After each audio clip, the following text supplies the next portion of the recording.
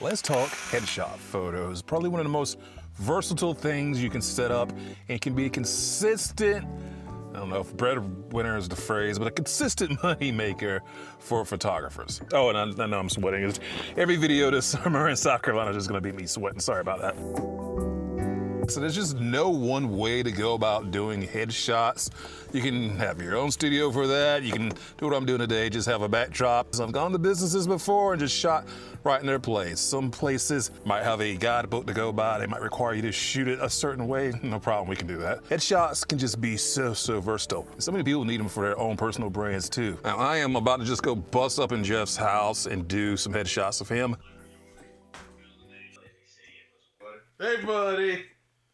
You want to be on the vlog? Talking about headshots. You're the headshot guy today. Oh, yeah? How do I look? Yes, you look dashing. That's how you look. I am rocking the Sony a7 IV as a camera with the Rhino. The Rhino cage has the right side, if you're holding it, exposed up top on the cage so you can get to all the dials. I'm also using the Joby mini tripod to be able to hold a little bit better because not really that comfy to use for photos. Along with a reflector, which I didn't use today, and my flash for outside photography. Got two 60-watt lights on a light stand, one white backdrop, which I'll tell you a little bit more about that in a second. A battery, just a 300-watt sort of camping style battery. I've had that for a while, it's very versatile. There was no headshot guide or style Bible to go by for these headshots, so I took photos in different positions of Jeff so we could throw things in there like text on certain pictures, maybe leave a little bit of room for cropping. I don't know how anyone's gonna edit these photos. Maybe take some specifically for badges and things like that. When we're using a white background, coming in the Lightroom, it's so easy just to hit the background mask and just brighten it right up. And it's also a good tip if you've got a colored light, you can change the color of your background really easy too.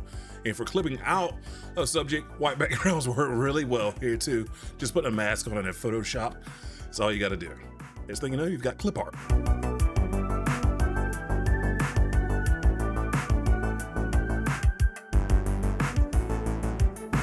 I'm using these right here, the microphone.